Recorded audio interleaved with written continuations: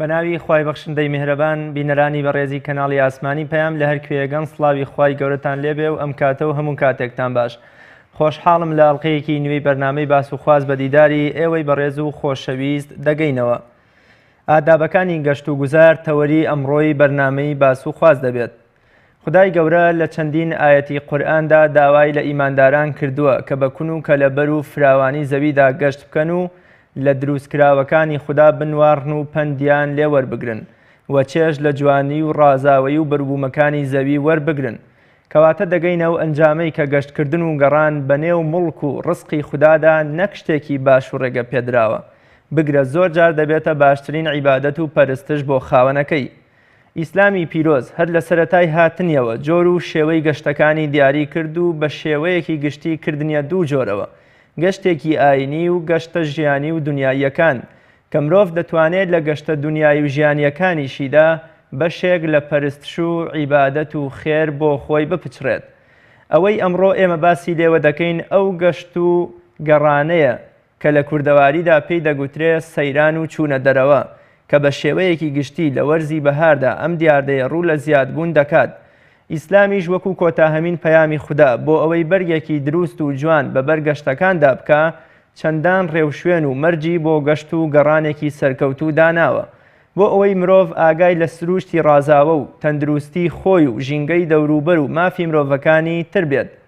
لەم بەرنامەیەدا باز لە ئادابەکانی گەشتکردن دەکەین لە ڕوانگەی ئیسلامەوە بە میوانداری زۆر بەڕێز مامۆستا عەفان شێخ سەرگەتی زانای ئاینی و پاش ناوبڕێک بۆ قسەکردن لەسەر ئەم تەوەرەیە دێمەوە لاتەن.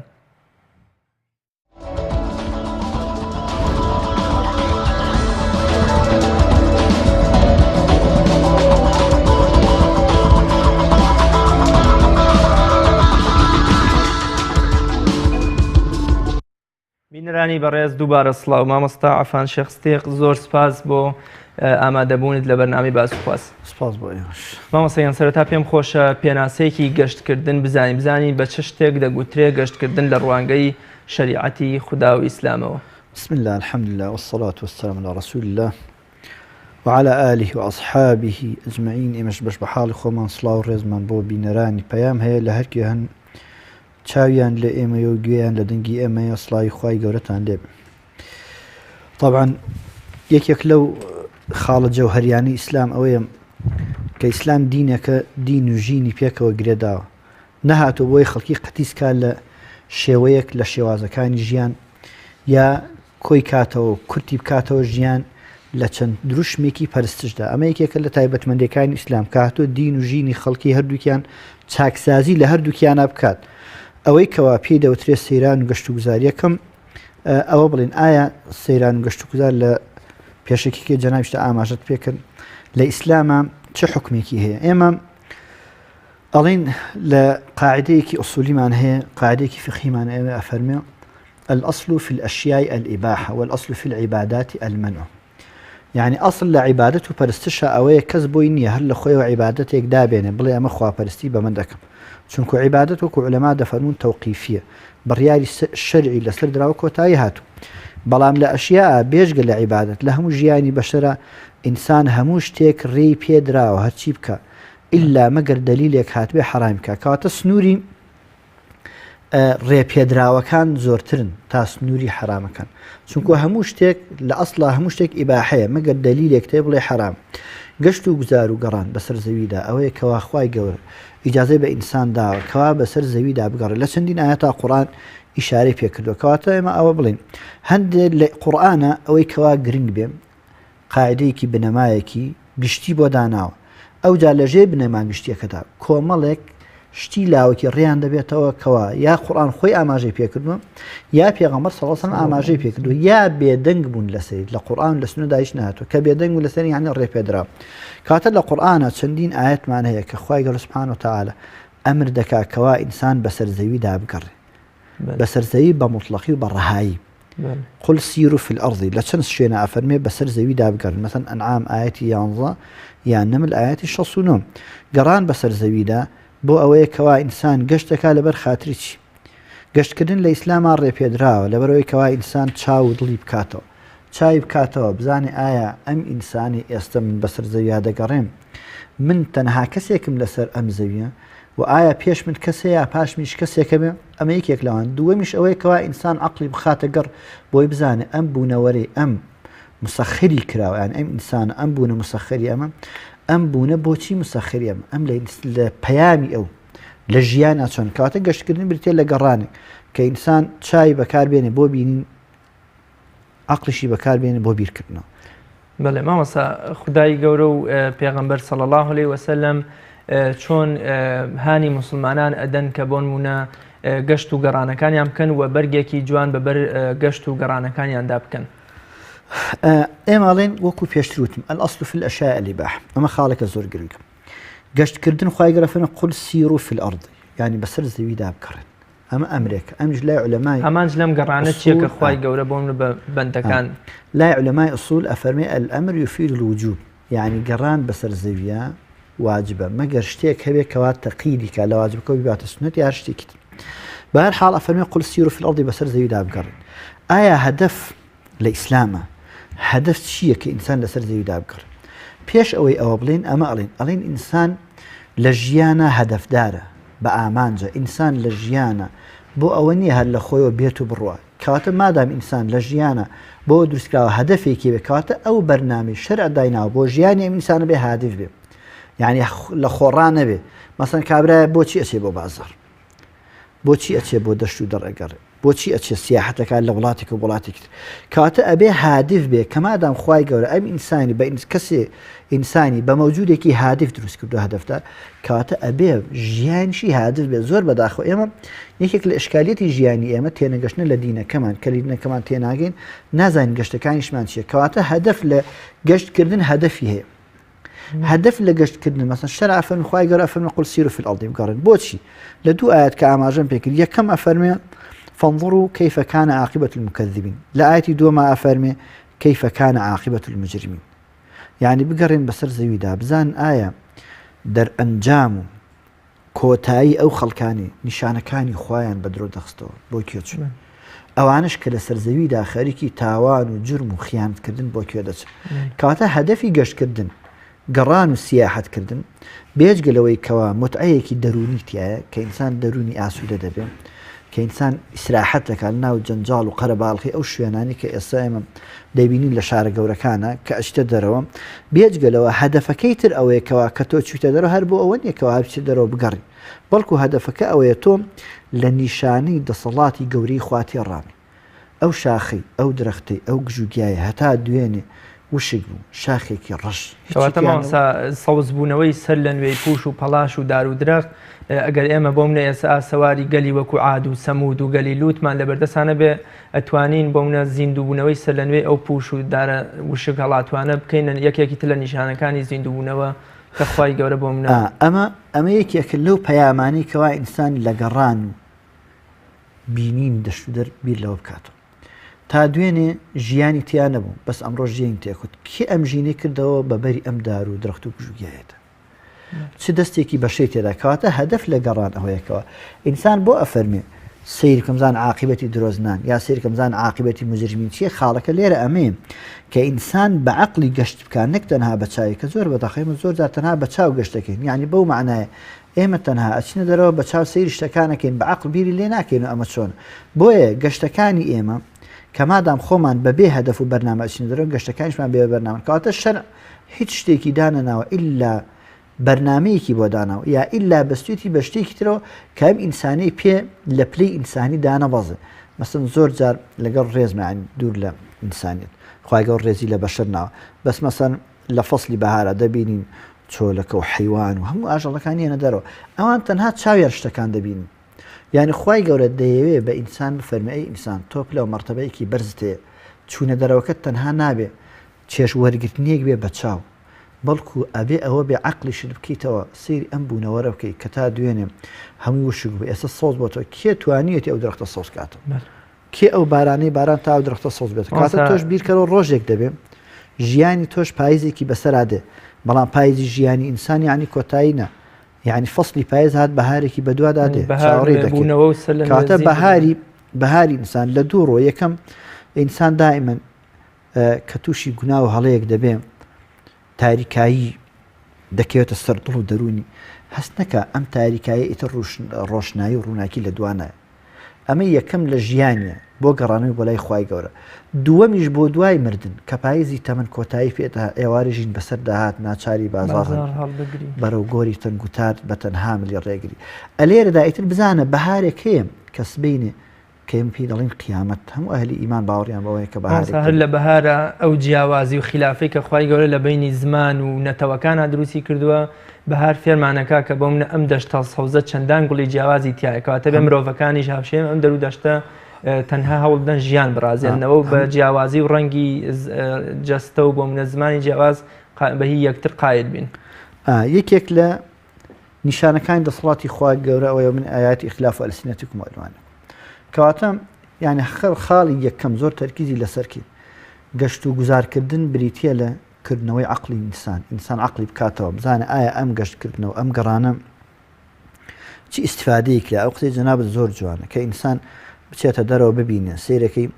چەند نوعیا پێکەون هیچ کامبەریەک ناکەون هەمویان پێکەوە ژیان جوان دەکەن کەواتە ئینسانیش دەبێت هەر هەمویان بە جیاوازی ڕەنگەکانیان بە جیاوازی زمانەکانیان تەنانەت لە مجتەمەعی مەدەنی پێغەمبەر صلی الله عليه وسلم سیرەکەین پێغەمبەری تیا صلی الله عليه وسلم وەکو پێغەمبەرێک دوای پێغەمبەر جوولەکەی تێدا ئینجا نەسەڕای تێدا تا ماوەیەکی زۆر مەسەلەن مشریکیشی تێدا منافقی تێدا هەر هەمویان پێکەوە ژیانی مەدینە تەواو دەکەن هیچ کام بەرکەوتن نابێ مەگەر بەرکەوتنەکە ئەوان دروستی ئەکەن کاتە زۆر جار ئەم بەهارە پێمان دەڵێ ئەتوانین ئێمە هەمومان پێکەوە ژیان جوانکەین ئەتوانین هەمومان پێکەوە ژیان بڕازێنینەوە بەڵام بەو شەرتەی لە معنای ژیان و گەشتەکە تێبگەین ئەو جا دەتوانین دەرئەنجامێکی جوانمان هەبێت. مامۆستا ئیسلامی پیرۆز چۆن ڕیزبەندی و وەکۆڵێ پۆلبەندی بۆ گەشتەکان کردویان چۆن جۆرەکانی جیا کردوونەتەوە گەێمەزانین لە نێوان شارێکی بچوو بۆ شارێکی تر هەتا بیگرە بۆ سەفەری عومرە و یان چوون بۆ خوێندن بۆ وڵاتێکی دوور هەمووی پێی دەگوترێت گەشتکردن و سەفەر. ئیسلامی پیرۆز چۆن ڕیزبەندی بۆ ئەمانە کردەوە دانی زیاتر بە کامیانان ناوە و کامەشیانی ڕەت کردوێتەوە. هەندێک ئەمە توانین گەشتەکان بەعام بکەین بە دووش بەشەوە گەشتێکیان گەشتێکی واجبە گەشتێکیان گەشتێکی ڕێپێدراوە گەشتە واجبەکانەوەی کەوا ئینسان لە دەوڵەتی ئیسلامیە بڵێن لە دەسەڵاتی ئیسلامیە کاتێ پێویستمان بە عیلم و زانستێک دەبێت پێویستمان بە پسپۆڕی ئەبێت لە بوارێکە ئەم پسپۆڕی لای خۆمان نییە واجبەکەوە کەسێک شخصێک یا کۆمەڵە کەسانێک لەو عیلمەدا پسپۆڕ بن ئەم پێوترێ فەرزی کیفایە یعنی فەرزی کیفایەکەوە ئێمە لە وڵاتی دەسەڵاتی ئیسلامیە ئەو تەکنۆلۆژیای ئێستا پێشکەوتو ئەو باری تەکنۆلۆژیا ئەگەر لە وڵاتی ئێمە نەبوو واجبە لەسەر دەسەڵاتی ئیسلامی واجبە لەسەر موسڵمان بە ئەندازەی ئەوەی کەوە لێرەوە بچێتە ئەو وڵاتە فێری ئەو عیلمە بێ ئەو تەکنۆلۆژیا بێنێتەوە ئەم گەشتە واجبەکەوە کەسێک بڕوە بۆچی چونکە مەسلحەتی عامی موسڵمانانی تێدایە ئەمە یەکەم گەشتێکی تریان گەشتێکی حرامە گەشتە حرامەکەوەیە کابرا لە وڵاتی موسڵمانانەوە بچێ بۆ وڵاتی کافران یعنی ئەمە چەند ڕوویەک زیان تێدا لە ڕووی یەکەمەوە لە ڕووی شخصیەوە زیان تێدا ئەم کەسە پێچێ بچێ لێ تووشی گوناه و تاوان و دیندانان بێت ئەمە یەکەم دوم لە ڕووی ئابووریشەوە ئەم کەسێکەوە بێ گەشت بۆ وڵاتێکی ناموسڵمان بکە پێچێت چەندین پارە سەرفکە کەواتە ئابووری و داهاتی دەوڵەتی ئیسلامی ئەچێتە گیرفانی خەڵکانێکی ترکەوە لە پەرژەوەندی ئێمەنی ئەمە گەشتێکیان حرامن کە کەسێک بڕوە تووشی تاوانێک بێت تووشی گوناهێک بێ ئەم گەشتە حرامە حرامتر لەوەیە کەسێک بڕوە بەس بۆ تاوانکردن بڕوە مەسەن زۆر جار خوای گەورە پەنامانە خەڵکی هەیە دەچێت بۆ هەندێک وڵاتی عەرەبی یا دەچێت بۆ هەندێک وڵاتی ئەوروپی یا ئاسیایی بە قەسدی ئەوە ئەچێت لە کاتی پشوەکانە بۆ تاوانچەمە گەشتێکی حرامە کابرا بێجگەلەوەی کەم لێ گوناهەکەی کا گوناهەکی بۆ نووسێ گەشتەکەشی هەر چوونەکەشی هەنگاوەکانشی بە گوناه نووسێ ماسەکەواتە نیەت و مەبەستی گەشتکار دەورە بینێ سەهی واشەیە چێ بۆ عومرە و حەج بەس بە نیەتێکی خراپ لەوە چێ بۆ کوشتنی کەسایەتێکی موسڵمان قسێ ئەم قسەیە مهمە بەڵام شەرت نییە مەسەن من کابرای وایە نیەتیە چێ لە وڵاتێکی ئەڵێ وڵای حەزەکەم وڵاتێکی عەرەبی ببینم نیەتی ئەوەیە نیەتی چاکەوێ بەس سێرەکەی ئەچێ لێ گوناهەکەکە واضح هەم قسێ بەڵام ئەو قسەی جەنابی ڕاست مەسەن کەسێک بچێت گەشت بکات بۆ مەسەم بچێتە حەج و عومرە قەسدی ئەوە بێکەوە خیانەتێ بە موسڵمانان بەپێی ئەمە بزڵبت گەشتێکی تریان گەشتێکی ڕێپێدراوە ئەو گەشتایەتر بێجگەل لەم دوانە هەموو گەشتێکە ڕێپێدراوە بەڵام جاری وایە گەشتە ڕێپێدراوەکان دەگەنە ئەوەی کەوا حرامن جاری وایە دەگەنەوەی حرامن مەسەلەن چۆن ئێستا گەشتکردن لە وەرزی بەهارە بۆ هەرکوێ بڕە ڕێپێدراوە لەم شارۆچتە هەر شوێن لە شارە گەورەکان بۆ شوێنە سیاحیەکان یا بۆ تا مەسەن مانگی بیدایەتی مانگی چوور ناوەڕاستی مانگی چوار و دواتیش زۆربەی شوێنەکان فێنکن لە هەموو شوێنەکە توانی ئینسان گەشت بکە. ئەم گەشتە ڕێپێدراوە لە شەرعا هیچ مەحزوریەکی تیانی، بەڵام سیرێکی لە ناو ئەم گەشتەدا کۆمەڵێ شتێکری ئەم شتە والێکەکەەوە ئەم گەشت جایز نەبێت. بینە سەرەوەی ئەو گەشتەی کە ئێمە ناومان لێ ناوە لە کوردەواریا سەیرانکردن و گەشت و گەڕان بۆ هاوینەوار و شوێنە گشتیەکان بزانین ئادابەکانی ئەم جۆرە گەشتکردنە کامانن. پێویستە مرۆڤی گەشتکار لە گەشتەکەیدا ئەم چۆن ئەم ئادابانە بەکاربێنێ. ئەو خاڵە ئەمەیە ئەوەی پێشوو تەواکەم لەسەرمە. ئەم گەشتکردان و سەیرانکردن بۆ هاوینەهێوارەکان هاوینەوارەکان شتێکی زۆر زۆر ئاساییە و جایزە، بەڵام جاری وهەیە شتێک ڕوودەدا لێدا دەبێتە مای حەرامی ئەو گەشتە. ئەوش ئەوەیەکەوە ببێتە مای یەکەم کابراایك بڕوا لێ مەسەن تێکەڵایی ژن و پیاوی نامەحرەم بێ. دووەم ئەوەیە زۆر جاری زۆر جار دەبیستین کابراڵێ کوڕخۆ بەهارەقەی چیەک ئەگەر خێزانەکانمان خوشکمان دایکمان سەریان ڕوتکن لە پەنای یەکەوە دانیشن. ئەمە خاڵێکتر کە ئەبێتە هۆی ئەوەی حەرام بکە یا زۆر جار ئەچێتە شوێنێک کە ئەو شوێنە گوناهی تیاکرێت مەسەن عارەقی تیاخورێتەوە کاتە ئەگەر هات ئەم سێ شتی تێدا بوو ئەم گەشتە لە ڕێپێدرا دەبێتە حەرام. ئەسڵی گەشتەکە جایزە بەڵام ئەوەی تر حەرام. ئەوەی کەوا جەناب باسێکە لە ئیسلامە ئادابی چی ڕایەت کراوە. یەکەم کە زۆر گرنگە ئێمە ئەوەیەکەوە لە ئیسلامە ئەمر کراوە بەوەی کەوا ئینسان ژینگەی بپارێزێ. پێغەمبەر صلی الله عليه وسلم ئەفەرمێن خوای گەورە کەسێکی خستە بەهەشتەوە لەبەرچی بینی لە قەدارێک یا لە قەدڕکێک لەسەر ڕێب و ئازاری کەسێکیەدا لای برد سوپاسی خوای گەورەی کرد لەسەر ئەوە یا خوای گەورە سوپاسی کرد لەسەر ئەو ئیشەی کە کردی خوای گەورە بیرتە بەش. کاتە یەکەم ئاداب ئەوەیەکەوە ئێمە ژینگە پارێز بین، ژینگەکانمان بە پاکی پارێزن. دووەم ئەوەیە ئێمە بزانین ئەم شوێنی سەیرانکردن نە مڵکی منە نە مڵکی تۆیە، ئەم پێوترێ مڵکی عامەیە. لەبەرەوەی مڵکی عامەیە کەس بۆی نییە لە خۆیەوە تەسەڕوفێکی تێدا بکە کەوا زیان بدە لە کەسانی دوای خۆی کە زۆر بەداخۆ. ئێمە زۆر جار دەبینین لە زۆر شوێنی سەیرانکردندا کە دەڕۆی ئەوەی پێش تۆ سێرەکە چی کردو هیچی نێشتوێتەوە. ئەوەندە اینجا خوای گەورە ئەفەرمێن لە ئین شەکرتم لەئەزیدەنەکم وەلە ئین کەفەرتم ئین عەذابی لەشەدید. ئەگەر شکرانە بژێر بن نیعمەتەکان زیاد دەکەم، بەڵام ئەگەر هاتوو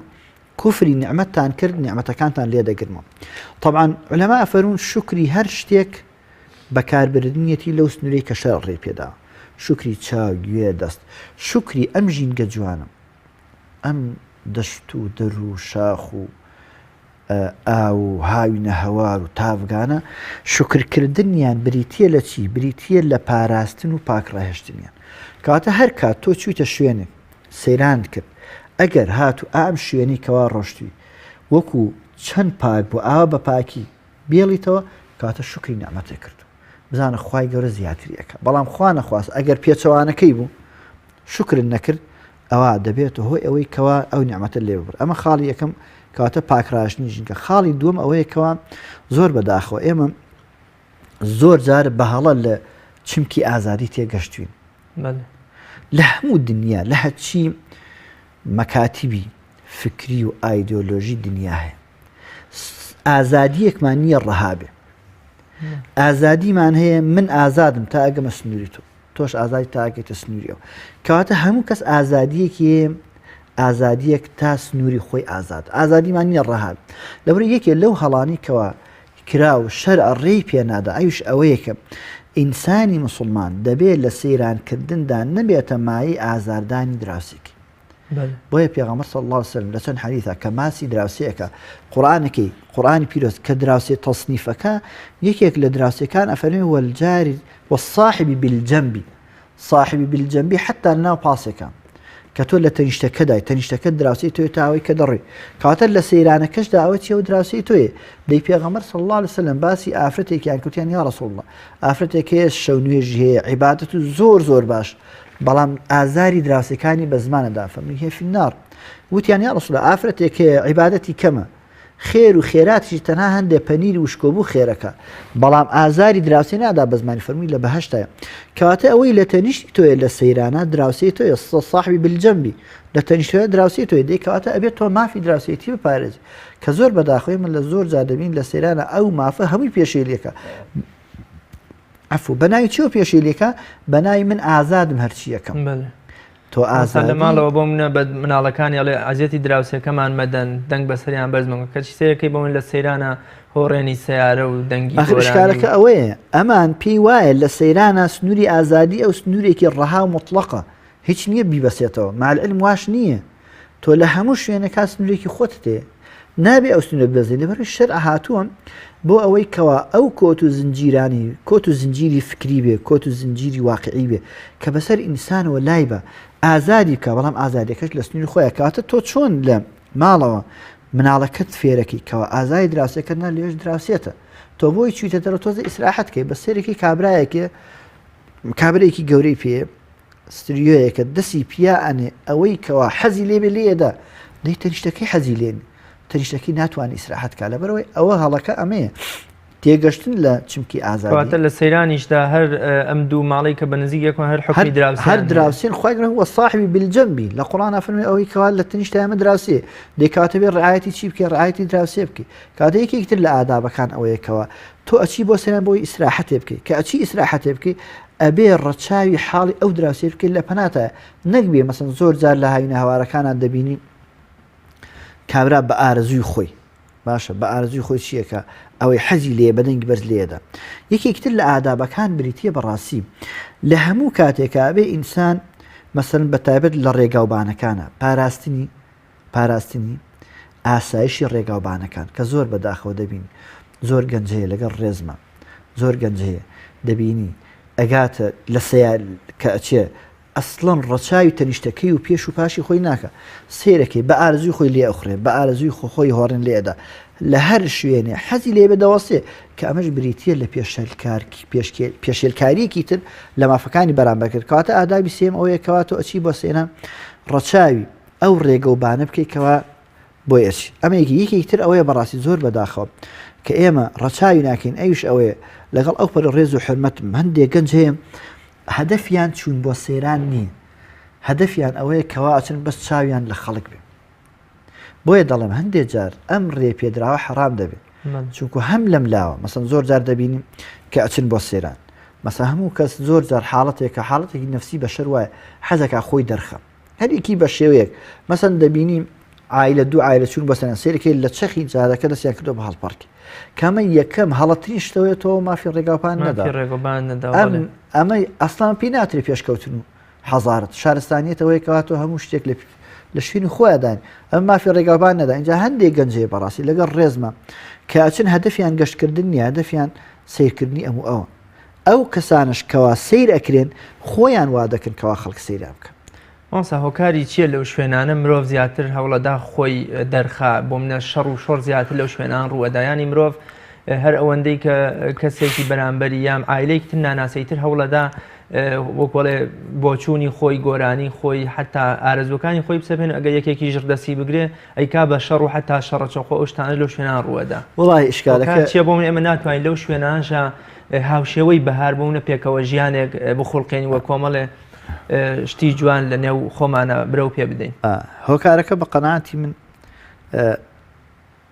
نەبوونی پەروەردەیەکی تەندروستە نەبوونی پەروەردەیەکی تەندروست تر ئەم پەروە تەندروستە کە هۆکارەکەی مەسەرن لەکوێوە دەست پێکەین پەروەردە یەکەم لە ماڵەوە دوایی لە خوێندنگا و لە قوتابخانەکانە دواتر لە مزگەوتەکانە زۆر بەداخەوە ئێمە پەروەردەیەکی تەندروستمان لە ماڵەوە نییە تا لە دەرەوە ڕنگ بداتەوە یعنی عەرەب ئەڵێ الئیناء یەتەڕەشەح بما فیه ئێستا ئەم پەرداخە چیتیایە خۆ ئێستا بیێڕژێنە خۆ من نە ڕەنگێکی تیاڕژێ نە شەربەتێ بەڵکو ئاوی تیاڕژێ بۆچی چونکە ئاوی تایە کەواتە کەڕژاندت ئاوی تێڕژێ بۆ چونکە خۆی ئاوی تێدایە کەواتە الئیناء یەتەڕەشەح بما فیه زۆر بەداخە ئەمە ڕنگدانەوەی پەروەردەی ناتەندروستی ئەو بنەماڵە ئەو کەسانەیە کەوا لێ ڕەنگە دەنەوە ئەمە یەکەم دووەم لە تەمەنی مڕاهقیە لە علمی نفسی تربەوی ئەڵێ ئینسان لە تەمەنی هەرزەکاریە ئەیەوێ خەڵک بیبینێت و خەڵک بیناسێ دەرکەوێت زۆر جار زۆر بەداخەوە دەرکەوتنەکانی بڵێن تەمەنی مڕاهقی ئێمە نەوجەوانی و جوانی ئێمە خۆ دەرخستنەکان بە هەڵە خۆیان دەرەخن لە وڵاتێکا کەوا پەروەردەی تەندروست بێ نەوجەوانانی ئەو وڵاتە لاوانی ئەو وڵاتە لە ڕووی ئیبدا و داهێنانی زانستیەوە خۆیان دەرەخن بەس لە وڵاتی ئێمە پێچەوانێ ئەو قسەی جەنابیشت کە بۆچی ناتوان ئێمە ئەسڵەن لە بەهارە خەڵک هەر ئەچێتە دەرەوە نازانێ بۆ ئەچێت یان چوونە دەرەوەکەی هادف نییە ئەگەر چوونە دەرەوەکەی بە چاو کە دەیبینێ بە عەقڵش بیری لێ کاتەوە هەرگیز شت ڕوو نادا ئەم کابرا نازانێت بۆچی چوەتە دەرەوە بۆی چوە دەر لە جەنجاڵی شار لە هەوای پیسی شار هەوای مەسەن هیچ سپلێتە هیچ سیارە هیچی هەوایەکی زۆر پیسە ئەچێتە دەرەوە بۆی هەوایەکی پاک هەڵبژێ سێرەکەی لەوێ بەڵێ هەواکەی پاک هەڵەمژێ بە سێرەکەی پەروەردە ناتەندروستەکەی هەواکەشی لێ تێکدا ژینەکەی لێ تێکدا بۆیە بەڕاستی ڕنگدانەوەی پەروەردەی ناتەندروستی ئێمە دەبێتە هۆی ئەوەی کەوا سەیرانەکانیشمان زۆر جار چەند ساڵ مەسەڵەن متابعی هەواڵەکان بکە دەبینی زۆر جار لە زۆر سەیرانە دەرئەنجام و ئەنجامی سەیرانەکان دەبینی شەڕێکی تێدا دروست بوو بۆچی شەڕەکە دروست بوو زۆر جار کابرا هەر هەدەفەکە مەسەلەکە ئەوەیە یەکەم پەروەردەی ناتەندروست دووەم نازانێت بۆچی چوەتە دەرەوە بەڵێ مامۆستا هەر لە مەجای ئادابەکانە ئێمە وا ئەزانین پیسکردنی ژینگە تەنها دووکەڵ و نازانم ساوزەگیاکان و بەجێهێشتنی پاژماوە و ئەو خۆڵ و خاشاکەی کە لێمان بەجێمێنێ بۆ نەبین پێغەمبەری خوا صلی الله علیه و سلم تەنانەت بۆ ڕێگەی جیهادیش کە گەورەترین فەزیلەت و ڕێزی هەیە لە ئیسلامە فەرمێ بۆ منە دار مەبڕن ئەشکەوتەکان کوێر مەکەنەوە کانیاوەکان کوێر مەکەنەوە ئاوی ڕۆشت و پیس مەکەن سیرەکەین لە سەیرانەکانە ئەوەی کە گوێی لێناگیریان گرنگی و بایەخی پێنادرێ ئەم شتانن بۆچی مرۆڤەکان تەنها وا ئەزانێ پاکردنەوەی پاژماوەکەی خۆی ئەبێتە پاراستنی ژینگە بۆ منە سوکایەتیکردن بە دار و درەخت و ئاو و سەرچاوەکانی تر ئەمانە ژینگە نین ئەکرێ یەک قسەش لێرەدا بکەین ئەویش ئەوەیە ئێمە بزانین کە ڕۆڵی میدیا ڕۆڵێکی زۆر کاریگەری و کارای هەیە بۆیە بەڕاستی زۆر بەداخەوە میدیا بینرا و بیسراوەکانی ئێمە میدیا خوێنراوەکانی ئێمە بە تایبەت لە فەسلی بەهارە ڕێنمایی و تەوعیەی پێویستی نییە بۆ خەڵک کە چی بکە زۆر جار مەسەن زۆر میدیامان هەیە لەبەر کورتهێنانی دارایی زۆر جار میدیامان هەیە لەبەر زاڵبوونی هەیمەنی حیزب و دەسەڵاتێک بەسەریە یعنی نایە لەو هەیمەن و دەسەڵاتی حیزبە بەسەریا بێتە دەرەوە ڕێنماییەک بکە بۆ خەڵک کە خەڵک چی بکەن زۆر جار ڕێنماییەکان هەر لەوەدا کورتە بنەوە مەسەڵەن ژینگە پارێزی دەستیان خۆش بێ مەسەن جاری وایە بڵێن علاگەی خۆڵ ئەدەم بە خەڵک یعنی لەگەڵ ئەوەدا پێویستە بەڕاستی ژینگە پارێزی دەستەی ژینگە هەڵسێ بە لە هەموو بەهارێکە هەڵسێ بە چاپکردین چەندین پۆستەر چەندین نامیلکەی بچووک لەگەڵ پێدانی ئەو علاگەی خۆڵ و خاشاکەی ئەیداتێ نامیلکەکەشی باتێ بۆی بزانین پاراستنی ژینگە چیە یا ئێمە لە مەکتەبەکانە بە تایبەتی لە قۆناغی سەرەتایی و ناوەندیدا پۆلی بنەڕەتی یەکتانەوە ئێمە مامۆستاکان بێن وانەیەک بێ بەوان بە ناوی وانی ژینگە پارێزی مناڵەکان فێرکین کە چۆن ژینگە دەپارێزن ئەمە یەکەم یەکێکتر لە خاڵەکان ئەوەیەکەوە ئێمە ئەگەر هاتوو تەنها بە هۆشیارکردنەوە و ڕێنمایە ئەگەر خەڵک چاک نەبوو ئێمە بین چی بکەین غەرامەیەکیان لەسەردان دەبینین لە ئەوروپا ئەگەر یەک درەخت ببڕێ خەڵکێک کۆ دەبێتەوە کەمپینێک دروست دەکات بۆ پارێزگاری لە یەک درەخت بەس ئێمە زۆر بەداخەوە ئەگەر هەموو دارستانەکانمان ببڕێ بەس ئەو دارەی کەوا من لە ژێر سێبەریان بمێنێتەوە باکمنی ئەمە یەکێکە لەو هەڵەتەیە گەشتانی لە چی لەوەی کەوا ژیان معنای چییە من ئازام ژیان بەسەوەی و درەختەیە کە من لە ژێر ئەیسبێن خۆ درەختە ئەگەر من ڕۆژمێکێکتر دیەتی ئەوێ ئەگەر من بەیانی درەنگ چوم ئەو درەختە گیراوە بچمە کوێ لەوەی ئەمە بێ یەکەم لە قوتابخانەکانە بنەڕەتیەکانە تەوعیە و هۆشیاری بدرێ دووەم ژینگە پارێزی هەڵسێ بەم ئەرکەی کەوا خەڵکی تێبگەێنم پاراستنی ژینگە چییە ئەو جا خاڵێک تر کەوا زۆر گرنگە ئەوش ئەوەیە لەو شوێنانی کەوا سەیرانگان طبعاً ئێمە سەیرانگای ئەوەندە زۆر نییە تا بڵێ پێڕانەکە دەستەی ژینگە بێت لە هەر سەیرانگایەکە لە هەر مەسەڵەن قەزایەک ناحیەیەک یا مەرکەزی شارەکە کە سەیرانگایەکی لێ کەسێک یا دوو کەس لە کارمەندەکانی بنێرێتە ئەو شوێنانە ئەم کارمەندە جلی تایبەت نیشانەیەکی تایبەت هێبێت کە ئەم کەسە کەسێکە بڵێن نوێنەری حکوومەتە لێ ئەم کەسە تەوعیە و هۆشیاری بدا بە خەڵک کە ببینی ئەوە وایە ئەوە وایە ئەمە دەبێتە هۆی ئەوەی کەوا خەڵک بتوانێت بە تەواوی معنا ژینگە بپارێزێت نەکەوێت مەسەڵەن زۆر بەداخەوە نەکەر ئەمە باوەڕ فەرموو من زۆر جار بینیمە لە سیارە ئاوی خواردۆتەوە تر ئەم سیارش بڵێن ئەوەی کەتر سارێ آخر مۆدێلی پێ و خۆی بە هەموو لەگەڵ ڕێزمە یعنی خۆی بە هەموو کەس ناگۆڕێتەوە ئاوەکەی خواردوێتەوە یەکسەر دەبەکەی فرد ئەمە ئەو پەڕی بێسەقافەتی ئێمە دەگەێنە بەڕاستی لەبەرەوەی پاراستنی ژینگە وەکو جەناوێت تەنها ئەوە نییە کە مەسەر من بچم علاگەیەک بێن هەچی دوای سفرەی سەفەری و دەبەی ئاو ئەوانەی بیەنەوە بەڵکو ژینگە پارێزی یعنی پاراستنی جوانی ئەو ژینگەیە جوانی ئەو ژینگەیە بە چیەوەی خۆ بەوە نییە تۆ دەبەیەک فرێ نەدەی یان ئەگەر ئەو ژینگەیە بیابانێک بێکی ئەڕوە ئەگەر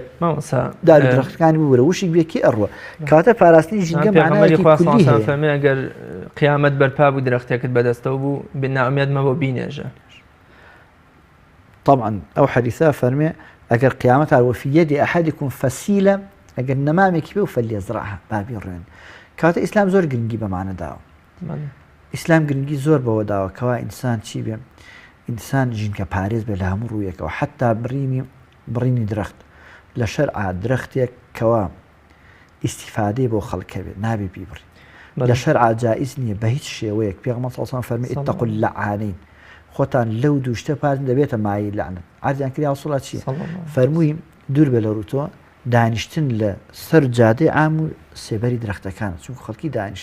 دەی لێ ئەمە ببێتە مایل لعنتکردنی کەسێک کە لە ژێریا مەسەن دوور بێت لە ڕووی تۆ بینەرانی خۆشەویستمان پیسایی تێتا بکە بێتە مایل لعنت ئەی بڕین درەختەکە چەند گوناهێکی گەورە لەبەرەوەی بە هیچ شێوەیەک شەرع ڕێی نەدا بە هیچ شێوەیەک بە هیچ جۆرێک لە جۆرەکان ئەم ژینگەیە کە خوا خەڵقی کردووە بۆ بەشەریەت دەستکاری بکرێت و وێران بەڵێ مامۆستا مرۆڤ زۆر جاروا ئەزانێ یا هەر خۆشی ئەڵێ لە ساڵێکا تەنها ڕۆژێکم هەیە بۆ نمونە سەیرەکەی دەی شەو دێتەوە لەوە چێ سەردانی دووسێ دکتۆرەکە ینی ئەوەندە زیادەڕەوی کردووە لە خواردن نازام لە چەرەسات و میوە لە کاتێکا پێغەمبەری خوا صلی الله علیه و سلم فەرمێگە چوونە سەر ڕووبارێ بە لوێچە یان ئەوە لە پێی دەست ئاو بخۆنەوە ینی زیادەڕەوی تیا مەکەن جەنابەت بۆ ئەمە چی ئەڵێ کە بەونە مرۆڤ هەموو هەوڵ و نازانم خواردن و چەندین جۆری خواردن و میوە و چەرەسات و ئەم شتانەی ئەخاتە ئەو ڕۆژەوە و تەندروستی خۆی بەر لە هەر شتێکی تر کە زیادەڕەوی یەکێکە لە ڕێگریەکانی ئیسلام تەندروستی خۆشی ئەخاتە ژێر نەخۆشی یا مەترسیەوە ئەڵێن لە سەردەمی پێغەمبەر صلی الله علیه و سلم حەکیمێک دیێتە مەدینە ئەبێتە دکتۆر ماوەیەکی زۆری پێچێ یەک مڕاجعی نابێ یەک مڕاجع ئەویش دەڕوا ئەڵێ بۆ دەڕڵێ من تا ئەساتمەتە یەک مڕاجعم نییە ئەڵێ تۆ لە چیا دەیبینی کە هیچ مڕاجعێک نەبووە تا ئێستا ئەڵێ من لەوەیە دەیبینم کە موسڵمان تا برسی نەبێ ناخۆ تێریش ناخوا دەست دەگرێتەوە کە ئەمە چاکترین چارەسەر بۆ ئینسان یعنی ئیشکالێتی ئێمە بەڕاستی بە کورتی و بە کوردی ئیشکالێتی ژیانی ئێمە ئەوەیە زۆر بەداخەوە ئێمە زۆرمان ماوە لە دینەکەمان تێبکەین خۆمان بەسەر دینەوە ساڵ کردوێتەوە ئەمە یەکەم دووەم زۆر جار بە جلوبەرگ و بە قات و ئەوانە کەسانێکی مسەقف و خوێنەوارین بەڵام لە واقع و لە ئەرزی واقعدا زۆر پێچەوانی ئەوەی لەبەرەی هەڵەکەی ئێمە ئەوەیەکەوە ئێمە حتا یعنی بزانە لە شەرع ئادابی نان خواردن چی یەکێک لە ئادابەکانی نان خواردن ئەوەیەکەوە تا برسیت نەبێ نەخۆی لەو لاشەوە کە خواردیش و بەشی شلە و هەوا تێر نەبی دەست بگریتەوە یا پێغەمبەر صلی الله علیه و سلم ئەگەر هەر حەزەکەی بخۆی سکە بکە بە سێ بەش بۆ خواردن بۆ خواردنەوە بۆ هەناسەدانت دەیەگەر بێت و ئینسان ئاوا بژی هەرگیز مشکلی نابێت زۆر بەداخەوە خەڵکی وەکو جەنابتەڵێ یعنی پیان وایە ژیانیان هەر ئەو ڕۆژەیە ئیتر بیر لەوە ناکەنەوە کاکەم ئەی مستەقبەلەن کایتەوە چیت لێ دەبینی کابرا ئەوەندە ئەخوا تووشی نەخۆشی تەسەوم مەکە دوایەوە یەک هەفتەی چی پێ ناخورد لەبەرەی بەڕاستی ئێمە هەدەفی سەیرانکردنەکەمان نازانی کە هەدەفەکەمان نەزانی وەکو چۆن کەسێکی وێڵ بە بیابانێکە هەر دەڕوا دەگەڕێ نازان نەتیجەی چی هیچ نییە چونکو نازانێ بۆ دەڕوە کاتێ ئێمە یەکەم جار بزانین هەدەفی سەیرانکردنەکە چییە کە هەدەفی سەیرانکردنەکەمان زانی ئەوجا ئەمانش بە هیچ شێوەیەک ڕوو نادەن بەس لەو لاوە کابرا بەس پێی وایە بچێتە دەرەوە سیارەکەی پاک بشوە سیاری کەشخەی پێبێ قاتێکی جوان لە بەرکە ئیتر بەس بیر لەمە دەکاتەوە بیر لەوەی تر ناکاتەوە بۆچی ئەچێتە دەرەوە کە نازانی بۆچی ئەچێتە دەرەوە اینجا سیرەکەی چەند تەبذیر و ئیسراف ئەکرێت لەوەدا خوای گەورە ئین المبەذرینە کانوا ئیخوان الشیاطین ئەوانی کە زیادەڕەویەکرد لە هەر چیە خۆشت نییە زیادەڕەوی تەنها مەسەڵەن جاری وایە کابرا چێ بۆ سەیران سێ قات لەگەڵ خۆیان بە سەویستم ئاماژە بەوە بکەم ئەم دیاردەیە ماوەیەکی زۆرە دروست بووە ینی وەکو سەیرانکردن لەوە چێ نەفەری وامان هەبێ مەعاشی مانگێکی یان بۆمنە لە ماڵ و مناڵی گرتوۆتەوە بە شێوەیەکی فەقیران چۆتە سەیران بەڵام سیرەکەی هیتر لە تەنیشتیەوە لە بەتابەت لە ژنانە یان لە پیاوانە 3 قات ئەگۆڕێ بەس بۆ ڕەسمگرتن و خۆ بادان و ئەم شتانە هیوا هەیە بەڵێ 3 جلی کوردی بردووە لەگەڵ قاتێکی ئەم هینانە جەنابەت بۆ ئەمە چیاڵێ لە کاتێکە ڕاگررتنی دڵی هەژار و فەقیر یام دراوسێکەت لەوە چە گەورەترین عیبادەت بێ دامن ئەوڵم خەڵکی وازانن تەنها ئیسراف و زیادەڕەوی دەوەیەکەوە خواردنێکی زیاد خۆت و بیڕێژی ئەم مبەذرین کە چوێتە سەرجەمع مفیدی عام یعنی هەرچی زیادەڕەوی تێدا بکرێت حتا ئەوەی جەنان باس کرد پیامبەر فەرمی ئەگەر لەسەر ئاوێکی ڕەشتوبی لە دەستنوێژە نابێ ئیسراف بکە کە دەستنوێژ بۆ عیبادەتە ئەگەر کابرا دەستنوێژ نەبێ نوێژەکەی دروست نییە اینجا دەستنوێژەکەی کاملیش بگری دەی ئەفەرمی ئەگەر زیادەڕەوی بکەی جائز نییە کاتە زیادەڕەویکردن تەبذیر و دەست پێوە نەگرتن تەنها ئەوە نییە کابرا لە خوارد نابێ یا خواردن بەڵکو لە جلوبەرگیشە ئێمە ئیشکالەکەی ئێمە ئەوەیە زۆر جار پێڵی کاکە تۆ بۆچی سێدە سجلیێنی ئەوەی پەناتوانی ئەڵێ ئەگەر نیەتی بۆیە بۆ سێران لەواتەیە بڵێ وەڵام مادام ئەو وایە منیش ڕعایەتی ئەوەکەم مادام ئەو حاڵی وایە منیش ئەوە ئەەکەم ئەو جا دوایی یعنی هەر هەدە قسەکەی من هەر ئەمەیە دەگەڕمە سەر ئەو خاڵە هەدەفی سەیرانەکە نازانین بەس کابرا وازام چێ خۆی بگۆڕ دووسێ ڕسم بگەری بێتەوە هەموو شتێک کەسێکێت دەرەنجامی گەڕانەوەشی زۆر جار کابراوەکو جناب دەڵێ ئەوەندەی خوارد هەم لە ڕێخوردنی سیار کەسێکی حادثەی سیار ڕووەدا یایەتەوە هەفتەیەک دوای ئەوە نەخۆشەکە کەواتە خوای گەورە کە بەرنمەیەکی بۆ ژیانی ئینسانداناوە ئەم بەرنمەیە کورت هەڵ نهاتوو تەنها لە یەک شتا لە نوێژێکە لە ڕۆژیەکە لە حەجێکە زۆر جار دەبینی یەکێک لە هەڵەکانی تریشکەوە لە سەیرانکرد زۆر بەداخەوە کابرا لە ڕۆژی سەیرانە یەکەم لە جمعانە چن زۆر جار ئەگەر لە غێری جمعە بچن زۆر جار دەبین نوێژەکانی هەمووی دەڕوا هەمووی دەچوێنێ ئەڵێ کوڕ خۆ لە مانگی کا ڕۆژێکە خەی ناکە ئەگەر لەو ڕۆژە مرد کابرا نوێژێکی چواندۆ چی بکە یا لە کاتی جمعەدا دەڕوا جمعەکەی ئیهمال دەکە ئەڵێ پێغەمبەر صلی الله علیه و سلم ئەفەرمێت لە جمعەدا بڵێن لە سەفەرا جمعە ناکرێ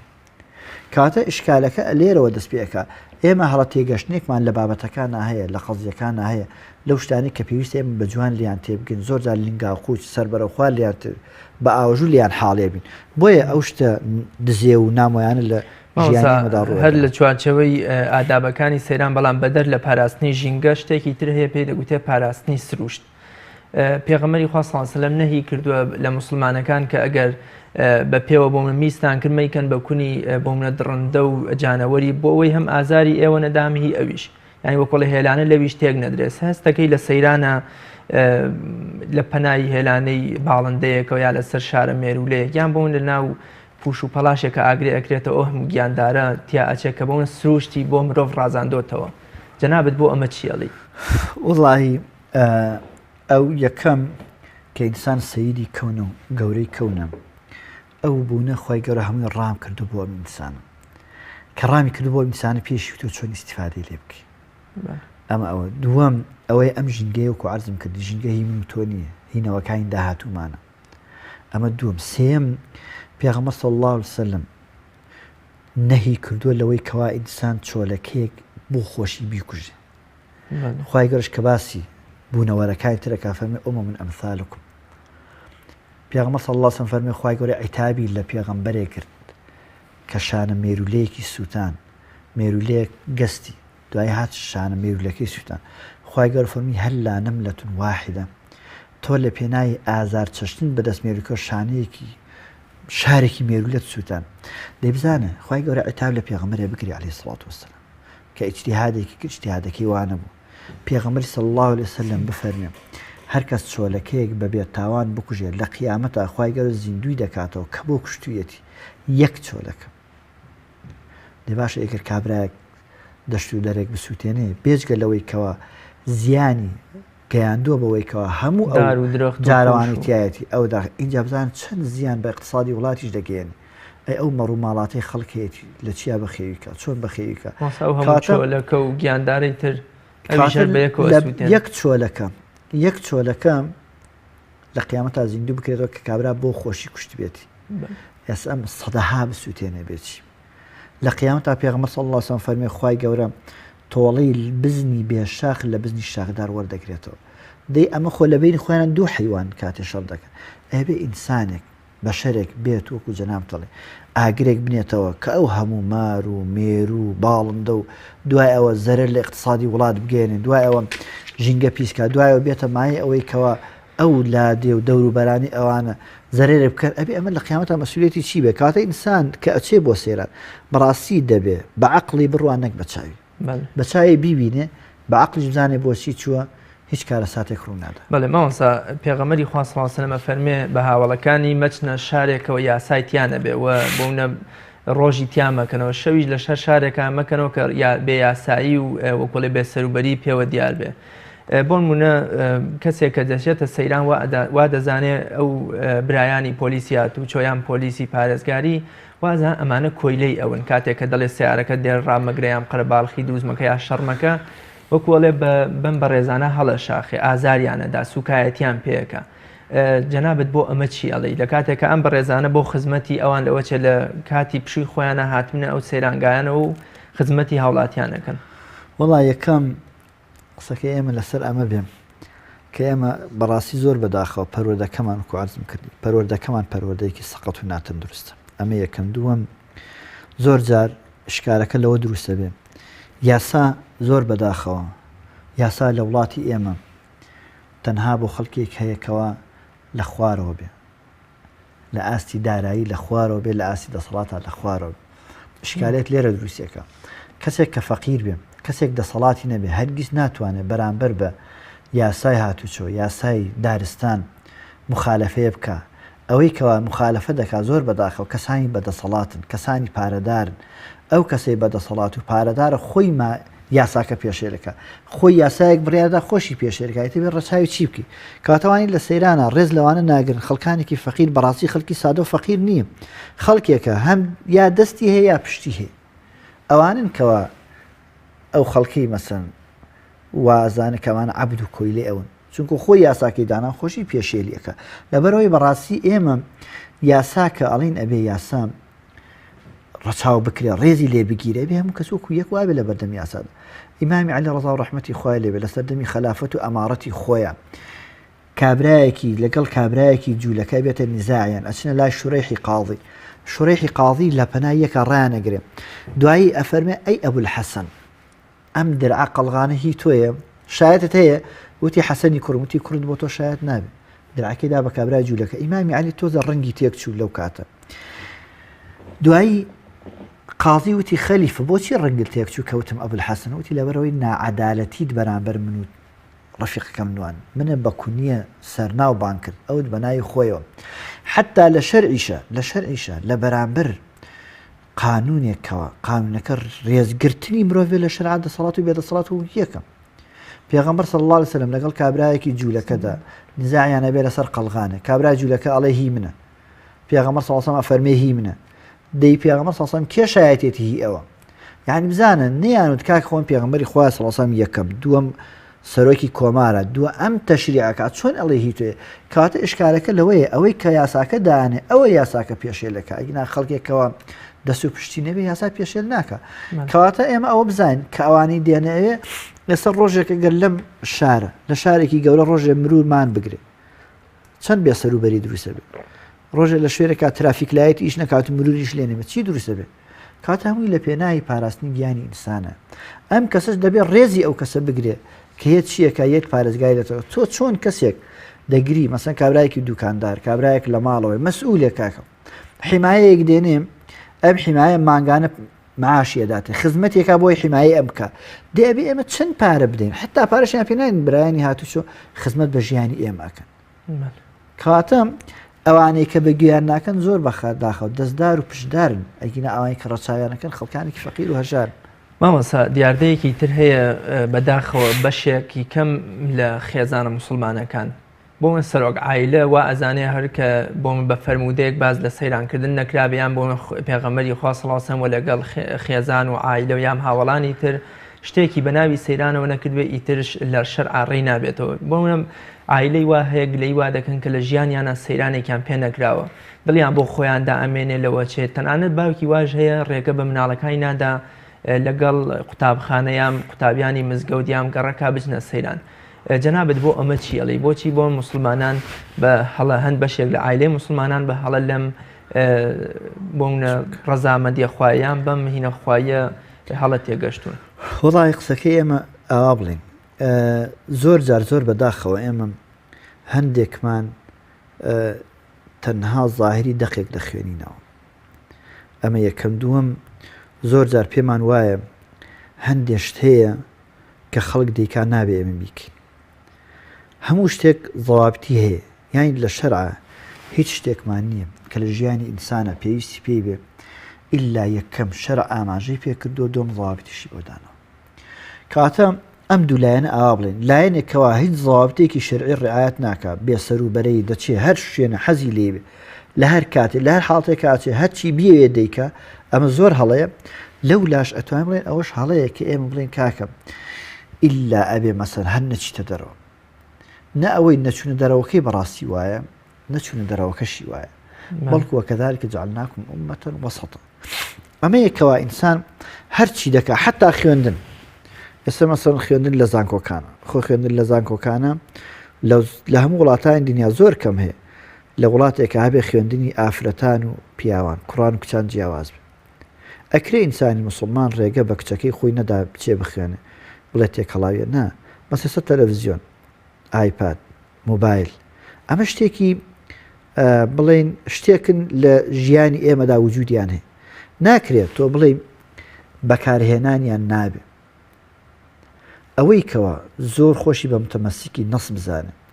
یعنی ئەزانێت کە ئەمڕۆ مەسەڵەن ڕاگەیاندن دنیای ڕاگەیاندن بینرا و بیسترا و کاریگەریەکی زۆری هەیە لەسەر خەڵکێکەیە من دەم نایگاتە ڕاستەخۆ بەڵام تاوان لە ڕێی کەناڵێک شتێکی پێ بگەێن کاتە بە ئایم بین ئەوە بکەین وی خوای گەورە لەسەر زەوی بڕیاری داوە بۆ ئێمە بین بە پێی ضەوابتە شەرعیەکان مامەڵی لەگەڵا بکەین یعنی لە سەدا سەد نەفی نەکەین یعنی بڵێن کاکی گیان بە هیچ شێوەیەک نابێ ناکرێ ئێمە مامەڵە لەگەڵەوە بکەین چونکە مە شتێکی دیاردەیەکی تازەیە دیاردەیەکی ئەوەیە نایم بێن ضەوابتی بۆدان من کوڕەکەم کچەکەم موبایلێکی بۆ دێنم بەڵام پێی دەڵێم چۆنی بەکاربێن هەڵەکەی ئێمە لەوەیە ئەمە هەڵەیە کە نەیەڵم هەڵەشەکە بە بێسەروبەری بیدەم بەدەستیەوە لەبەرێ من ئەگەر ئەمڕۆ کچەکەم موبایلی نەبێ کوڕەکەم موبایل نەبێ سێرەکەی سمێنێ دەچێتە ئامادەی دەچێتە زانکۆ یعنی بەدزی بنەوە 1001 شتەکە ئەگەر نەیەڵم سەیری تەلەڤیزیۆن بکە کە من لەوێ نەبووم تەلەڤیزیۆنێکمان هەبێ دەچێت ئەگەر تەلەڤیزیۆنیش نەبێ لە ماڵەوە لە دەرەوە خەڵک فێری دەکە مەسەڵەن زۆر جار دەبینی مناڵێک کە مەسەڵەن باوکی من ئەزانم کەسی وا هەیە مەسەڵەن باوکی لە سەتەلایتەکە خۆ ئیشێکی زۆر باشە چەند قەناتێکی هێشتۆتەوە بەڵام سێرێکی ئەو مناڵەیەتە دەرەوە دەچێت ماڵی دراوسێکیان دەچێت ماڵێکتر سێرەکی لە مەکتەبە مناڵەکە باسی شتێکی بۆ کە ئەو شتە لەکوێ وەڵا لەوێ ئەم مناڵە دەبێتە خولیای بزانێت چییە بەس تۆ وەرە ضەوابتی فێرکە ئەمە سنووری ئێمە ئەمەیە ئێمە نابێ وەکو دوور بێ لە ڕووی جەناوت بینەران ئێمە وەکو نابێ وەکو حیوان بەڕەڵابین هەرچیمان بێننا ئێمە ضەوابتمان هەیە ئێمە ڕەوابتمان ئێمە چیمانێ یعنی ئەم سەیرانکردن و گەشتکردن ضەوابتی شەرعی هەبێ ضەوابتی شەرعی بەکاربێن نەکس بینێ مەسەڵەن ببێتە گرەی دەرونی ئەو کەسە کە مەسەڵەن تۆ من نایڵم خێزان و مناڵەکان بچنە سێرە سێرەکەی دەبێتە نەخۆشیێکی دەرونی حاڵەتێکی دەرونی ناڕەحەتیان بۆ دروستە بێ یا ئەوەیە لە دەستم دەچن زۆر جار ئەگونجە ئەم پیاوە یان ڕەزی لەیان دڵپیسەوە بەڵام بەرگێکی شەرعیە کابرا ینی وەکوڵێ شتە ناوەخنە پیسەکەی خۆی بە شەرع لەوەچێ لێکداتەوە یان دایپۆشێ وەڵاهی ئەمە هەڵە تێگەشتنە لە شەرع ئەو شتانە چونکو ئەمە من ئەڵێم شەرع بۆ هەموو شتە ضەوابتێکی داناوە بۆ هەموو شتێک بەرنامەیەکی داناوە یاسایەکی داناوە مەسەڵەن پێغەمبەر صلی الله عليه وسلم لە سەردەمی خۆیان کاتێک لە ساڵی وفودا عامی ساڵی نوێ هیجری کە ساڵی وەفدەکانم ئەرزیان کرد یا ڕەسوڵ الله ئەو شوێنانی کە تۆ نامەیان بۆ دەنێری ئەو کاتە گەیاندنی دین لە ڕێی نامە خۆگەر تەلەڤیزیۆن وایە والله عالم لەوە چوو بەکاری بێنە ئەرزیان کرد یا ڕەسوڵ الله ئەگەر مۆری پێوە نەبێ نامەت ناخوێنەوە نامە بێ مۆری هەبێ فەرمی بچن مۆرێک دروست کرد لەبەرەوەی ئەو مۆرە بۆی نامەکەمان بخوێنەوە بۆیە بەڕاستی شەرع ئەوەی کە لە ژیانی ئینسانە ئەمە خاڵێکتر کە زۆر گرنگە ئاماژی پێ بکەن ئیش ئەمێ خوای گەورە سوبحانەهو وتعالە کە خالقی بەشەرە کە دوا بەرنامە قورئان ناردوێتی بۆ بەشەریەت محەممەد صلی الله علیه و سلم کە دەبێتە پێغەمبەری کۆتا ئومەتی سەرزەوی ئەبێ بەرنامەی پێغەمبەر صلی الله علیه و سلم ئەوەندە بەرنامەیەکی چڕ و پڕ و فراوان بێ هەموو ئەم ژیانی ڕێکرد بێتەوە لە خۆیەوە تا قیامەت لەسەر عەفو هەر ئەم خاڵەماوە زۆر گرنگ ئاماژەی پێ بکەن ئیش ئەوەیە کە پێغەمبەر صلی الله علیه و سلم زەوابتی داناوە بۆ کۆمەڵێشت خۆ مەسەن لەسەر پێغەمبەر نە تەلەڤیزیۆن هەبوو نە ئایپاد نە موبایل نەچی زەوابتی دانام ئێمە دەبێ بین وەکو موسڵمانێک ئەم زەوابتانە بێنین تەطبیقی کەین لە ژیانی خۆمان بڵێن کاکە سەیرانکردن هەیە بەڵێ بەڵام بە زەوابت نەک بۆ ئەمە بەکاردێن بەڵێ زەوابت کاتە ئێمە وەکو دین دەبێت زەوابتەکانی شەرع جێبەجێ بکەین نەک ئەوەی کەوابین بە ناوی دینەوە شتێ بکەین کە لە دینە دەلیلێک و شەرع بەڵێکێکمان پێ نەبێت. مامۆستایان زۆر سپاس بۆ بەڕێزم کاتی بەرنامەکەم تەواو زۆر سپاس دەکەم. بینەرانی بەڕێز لێرەش داهاتینە کۆتایی ئەڵقەی ئەمڕۆمان تا بە یەگەیشتنەوەیەکی تر بەخوای گەورە و میهرەبانتان ئەسپێرم خواتان لەگەڵ.